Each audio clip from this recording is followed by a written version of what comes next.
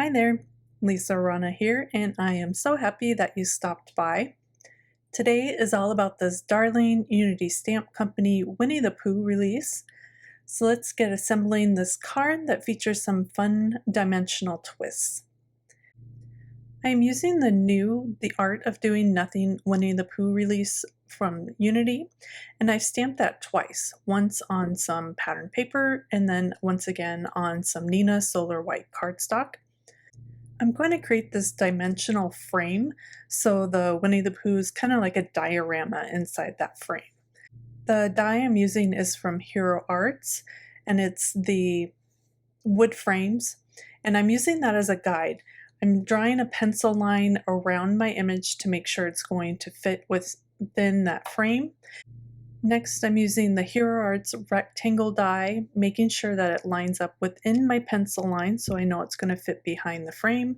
And then I'm also die cutting that frame from some more Neenah Solar White cardstock. And I'm going to keep all my pieces and use them all up. This is the Hello Daisy Unity Stamp Company paper pack. I really love the daisy design, and I die cut a piece that's going to cover that hole that I used to die cut the frame. And then I'm just going to layer up the pattern paper that has my Pooh as well, right in the center. And this is going to be my card base. All of this will be glued down onto a card front. That way I don't waste any white cardstock by hiding the hole that's left over from the die cut frame. Once everything was layered up, I grabbed some Copic markers and I went to coloring. Just check out my blog for a list of all the markers that I used to color him up. The one on the pattern paper is just real simple coloring, and then I took more time on the white cardstock because that's the image that we're actually going to see. Next, I'm going to fussy cut him out. There's actually a matching die that would make this easier. I'm one of those weirdos that likes fussy cutting, so I did do this with my scissors, but it would go so much smoother with the die as well. And I'm just leaving a white edge around the border just because I find that much easier to fussy cut than trying to cut on the line. To add a little more interest to the Pooh in the background, I decided to add a few clouds, so I'm masking off my center panel. This would have been easier to do before I glued everything together, but you know, creativity strikes at the oddest times, and so here I am adding some clouds. The Cloud and Wave stencil is from Unity as well, and I love that you can flip and rotate the stencil to get 8 different cloud designs. So I'm playing with each one, trying to vary the way the clouds look. I'm also using each little cloud bump to help me mask off those butterflies and bee. That way I don't have to worry about the ink covering up those little guys.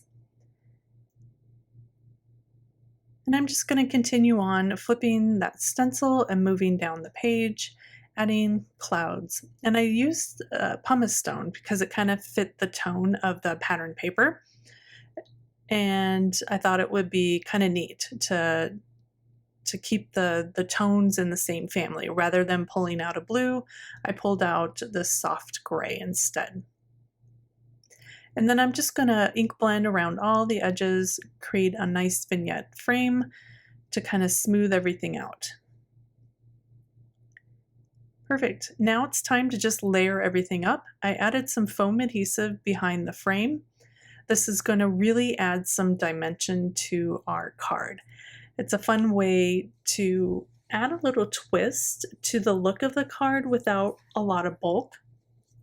So I'm just going to remove that backing and then line that up directly over my frame.